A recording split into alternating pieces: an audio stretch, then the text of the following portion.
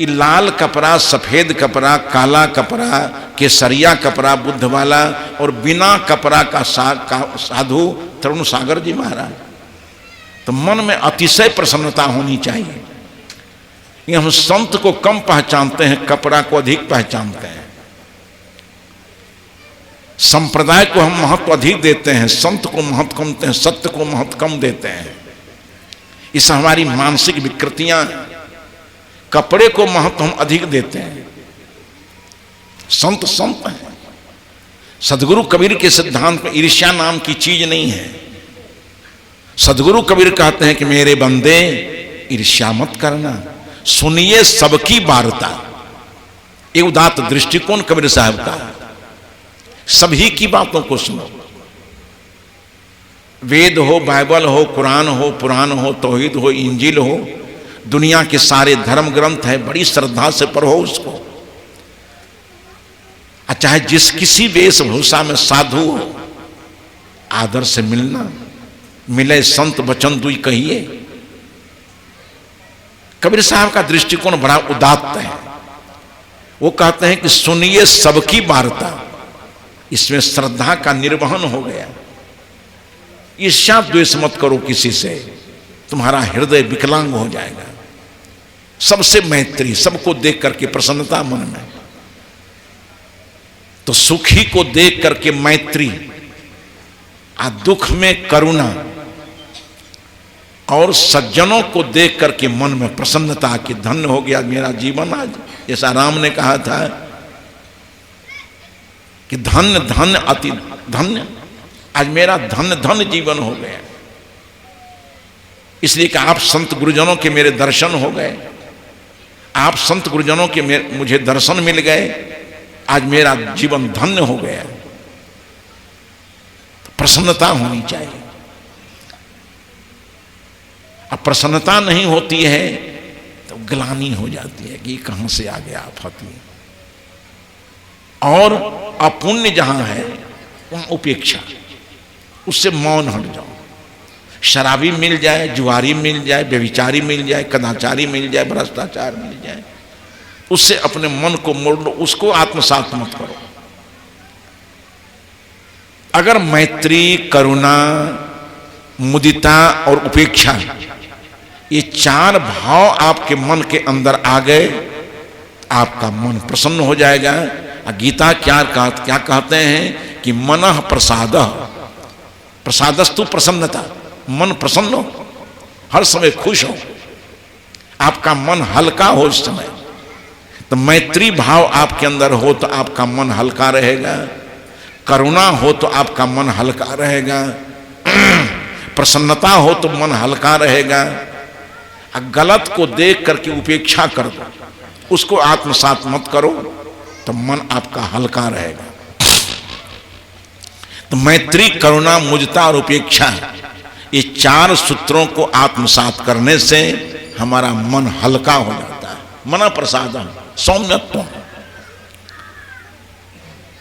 मननशील, मनशील, सौम्य रूप धारण,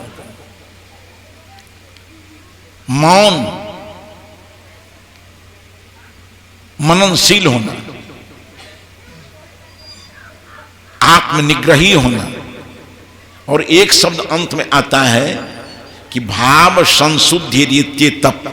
अब सभी लोग आत्म परीक्षण कीजिए कि भाव संशुद्धि रीत्ये तत्तपो मानस मुच्यते।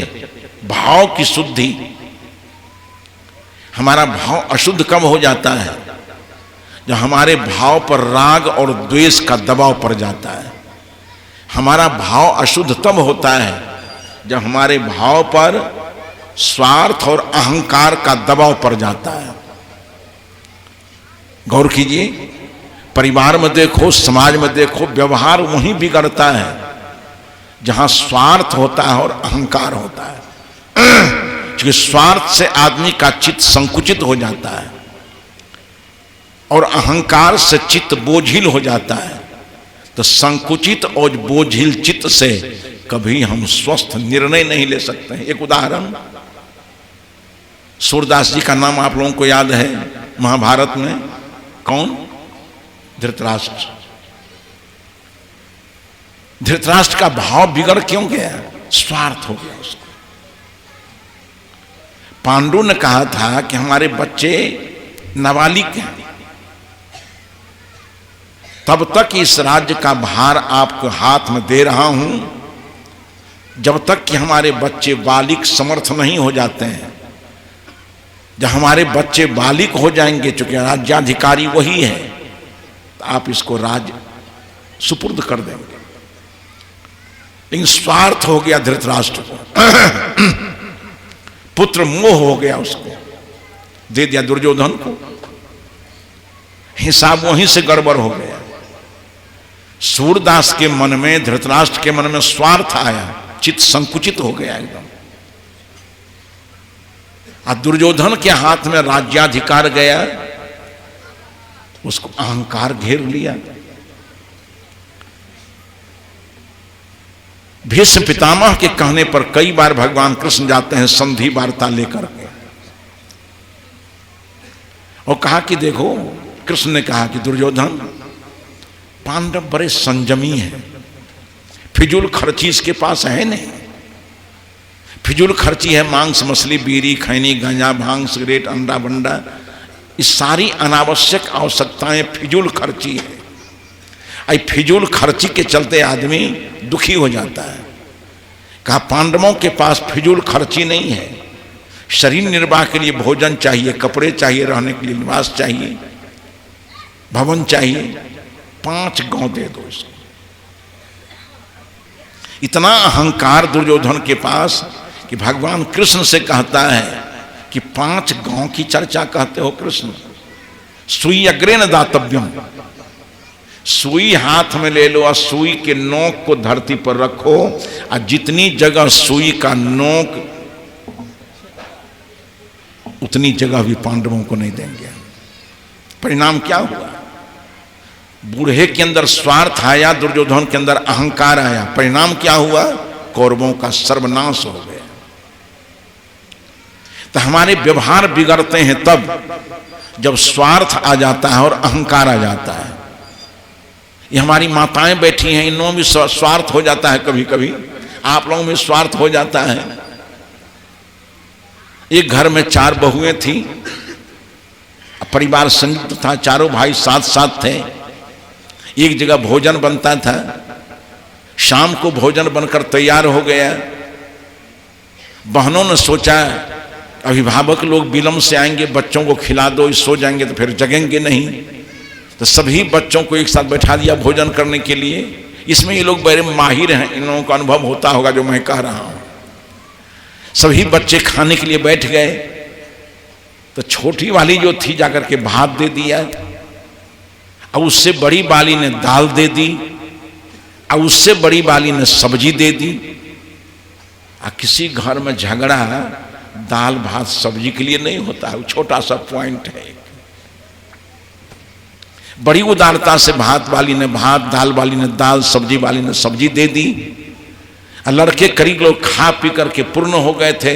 अब बड़ी मुलगान साहिबा उठती है हाथ में दूध का बट्टा लेकर के, और जाकर के किनारे में खड़ी हो जाती है, दूरबीन लगाती है। स्वार्थ आ गया सामने कि पप्पुआ कहाँ बैठा हुआ है, क्योंकि पप्पू अपना वाला था, रिंकू टिंकू और वालों।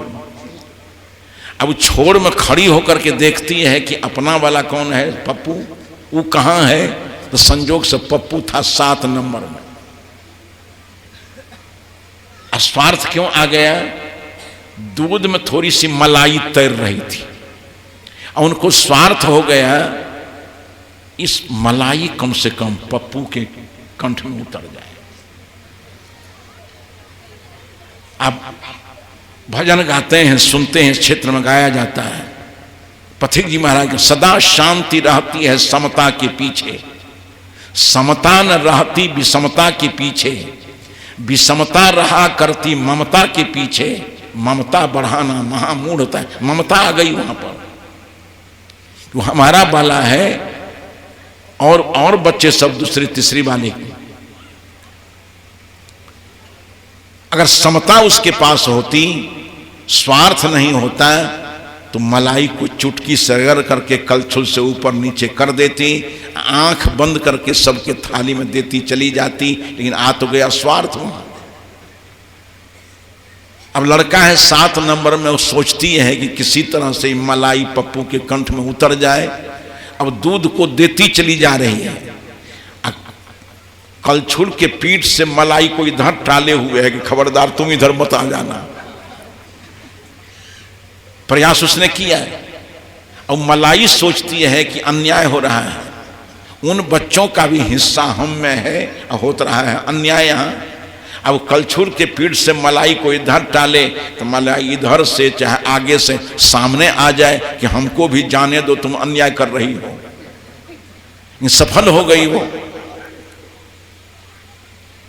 मनुष्य तो बुद्धिमान होता है ना। जब पप्पू के पास पहुंच गई तो दूध सहित मलाई को लेकर के पप्पू के थाली में गिरा दिया। तीनों बहनों ने देख लिया, कहा क्या बहन बड़ी तो है लेकिन हृदय बड़ा नहीं है, हृदय में समता नहीं है, स्वार्थ है। जब दूध परोसा हो गया तब तीनों ने कहा कि बहन जी दूध परोसा हुआ हो गया। कहा कि हाँ, का घरों बांटिए लो, खेत खलिहान सब बांटो। यहां स्वार्थ आ गया और परिवार ठीक से चलेगा नहीं। तो परिवार बिगड़ता है स्वार्थ के चलते, अहंकार के चलते। क्योंकि स्वार्थ आदमी को संकुचित करता है और अहंकार चित्त को बोझिल बना देता है।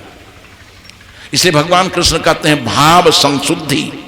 हर समय भाई बहनों को अपने भाव की समीक्षा करनी चाहिए कि हमारे भाव पर राग है कि द्वेष है। राग और द्वेष होगा तब चित्त की स्थिति ठीक नहीं रहेगी। और उसी चित्त पर अगर त्याग और प्रेम आ गया, राग और द्वेष के अलावे प्रेम और त्याग आ गया तो आपका चित्त प्रसन्न हो जाएगा। प्रेम से चित्त प्रसन्न होता है, त्याग से चित्त प्रसन्न होता है। तो मन प्रसाद सौम्यत्व मौन मात्र विनिग्रह भाव संशुद्धि रीत्य तत्वमान समुच्यते। ये मानसिक संयम है, ये मन को अनुशासित रखने का तरीका है। तो हमारा आपका मन संयम में हो, मन अनुशासित हो, जो सोचना चाहिए वही सोचे, उसी तरह से मन हमारा अनुशासित हो। ये सब साधना की बात बता रहा हूं, इसी का नाम साधना है। मैंने 4 शब्द बताए कि साधना को हो, संयम को हो, तप को हो और अनुशासन को। ये सारे शब्द समानार्थक हैं। साधना नहीं कह करके अनुशासन को तो काम चल जाएगा, साधना और अनुशासन नहीं कह करके संयम को हो तो काम चलेगा। हमारा मन अनुशासित होना चाहिए। आज हमारा मन अनुशासनहीन हो गया है। वाणी अनुशासित होनी चाहिए। भगवान कृष्ण कहते हैं कि अनुद्वेग करंग वाक्यम। सुनो इस बात को इस पारक निकेतन में। अब प्रयोग करना घर में जाकर के आज से ही, क्योंकि यहां हम समझते हैं केवल प्रयोग तो घर में करोगे, सत्संग घर में जाकर के होगा। अभी सत्संग नहीं हो रहा है, सत्संग के संबंध में सुन रहे हो। अभी मत समझना कि हम सत्संगी हो गए, पंडाल में जाकर के बात सुन लिए। अभी आप सत्संग के संबंध में सुन रहे हो। घर में जाकर के निर्विकार मन से सबके हित में सोचो तो समझो कि अब सत्संगी हम हो गए। यहां सत्संग के संबंध में सुनो, घर में जाकर के आप बोलो ठीक ढंग से। क्या बोलोगे? तो अनुद्वेग करंग वाक्यम न उद्वेगं अनुद्वेगम। ऐसी बात हम बोलें जो सुनने वालों के मन में उद्वेग नहीं। पत्नी ऐसा बोले जो पति के मन में उद्वेग नहीं हो, पति ऐसा बोले जो पत्नी के मन में उद्वेग नहीं हो, माता पिता ऐसे बोले जो बच्चों के मन में उद्वेग नहीं हो, एक बार संत श्री अभिलाष जी बैठे हुए थे, एक बाप आया, पहले बैठा, उसका बेटा आया तो फुल पैंट पहने हुए था। तो बाप ने बेटे से कहा कि आ गए यही सरंगी की खूंटी, सरंगी की खोल लेकर के साहब के पास। वो जो पिन्हे हुए था फुल पैंट का, इस सरंगी का खोल लेकर के साहब के पास चले आए, इस सरंगी का खोल उतार करके आओ। तो अभिलाष जी तो बड़े सरल शालीन व्यक्ति थे, कहा कि ऐसा नहीं कहना चाहिए तुमको, अपने बेटे के साथ भी उद्वेग पूर्ण का शब्द का प्रयोग न करो। माता पिता को भी ध्यान रखना चाहिए कि हम बच्चों के साथ भी ऐसा न बोलें, उसकी वाणी भाव में दरार पैदा हो जाए। एक बात जानते हो, जिस बच्चे की मां बचपन में मर जाती है, पिता बचपन में मर जाते हैं, उसको देहात में हम लोग क्या कहते हैं, टूगर। मां बाप नहीं रहे उसको टूगर कहते हैं। तो देखना, वो टूगर की भाषा में शालीनता नहीं होती है, उसकी भाषा मधुर नहीं होती है। कहाँ है मां का जो मधुर शब्द मिलना चाहिए वो सुनने को मिला नहीं, पिताजी के मधुर शब्द सुनने को मिले नहीं उसको। माताजी की भाषा में प्रेम का हस्तांतरण होता है, माताजी की बातों से बच्चे के हृदय में प्रेम उतरता है, स्नेह उतरता है, कोमलता उतरती है। मां बाप को कभी भी अप्रिय शब्द का प्रयोग बच्चे के साथ नहीं करना चाहिए। बहुत से मां असावधानी में, आज ही मैं आ रहा था, सामने आया, सरकारी लड़का बड़ा बदमाश है, हम कि मां हो ना, ऐसा कभी मत कहना। मां के शब्द में शक्ति होती है। छोटा बच्चा था, हमने कहा ये बदमाश कैसे हो गया, इसकी उम्र छोटी है। अच्छा एक बात कहो, तुमको याद है? कहा क्या? हम कहा इस उम्र में तुम भी ऐसा ही करता हो। जिस उम्र के बच्चे को मां कहती है बदमाश है, उस उम्र में मां भी वैसा ही करती होगी, बाप भी वैसा ही करता होगा, तुमको याद नहीं है? इसलिए कभी बच्चे को बदमाश मत कहो, शैतान मत कहो, प्रिय शब्दों का प्रयोग करो, उसकी भावना सही बनेगी। तो अनुद्वेग करंग वाक्यम, जिन बातों से सुन करके मन में उद्वेग नहीं हो, ऐसा व्यवहार एक दूसरे के साथ हम करें। अब वो बात कैसी हो? सत्य हो, प्रिय हो, हितकर हो,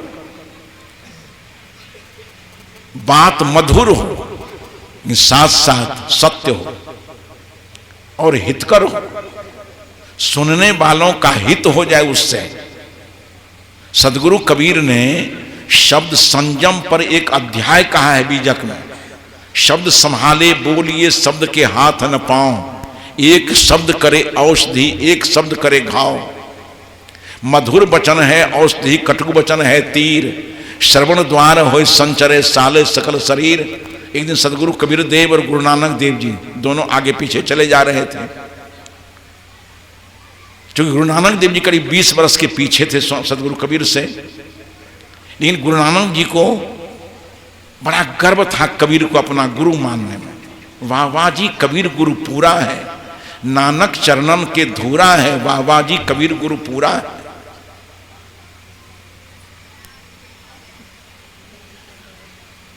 गुरु चरणन को बलि बलि जाऊं, बड़ा अच्छा भजन है नानक जी का। तो आगे पीछे दोनों मूर्ति चले जा रहे थे।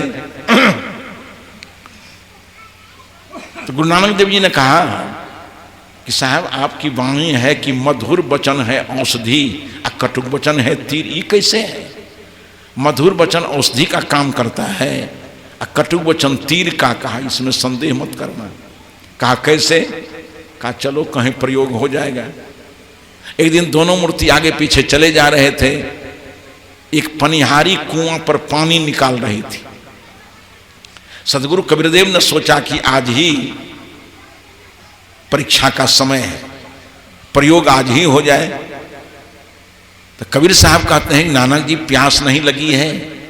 कहा हाँ साहब प्यास तो लगी है। कहा देखो एक माता जी कुआं पर जलाहरण कर रही है, कुआं से जल निकाल रही है। कौन? माता जी। साधन प्रयोग किया कि कहीं नानक गड़बड़ मत हो जाए, उनको सावधान करते हुए कहा कि देखो कुआं पर माता जी जलाहरण कर रही है, पानी निकाल रही है, जाओ पानी पी लो। तुरंत का प्रशिक्षण था। नानक जी गए और कहते हैं माँ प्यास लगी है जोरों की, थोड़ा पानी पिला दो ना। इतना कम है जी। ये करुणा की मूर्ति को माँ कहो। माँ इतना प्यारा शब्द है कि माँ अगर इन माताओं को कहो, इतना वात्सल्य भाव उभर जाता है इसके अंदर कि कुआं का पानी कौन कहे, इनके स्तन में दूध स्रवित होने लगेगा। पानी नहीं पिला करके दूध पिला देगी आपको। एक बार मां कह करके देखो।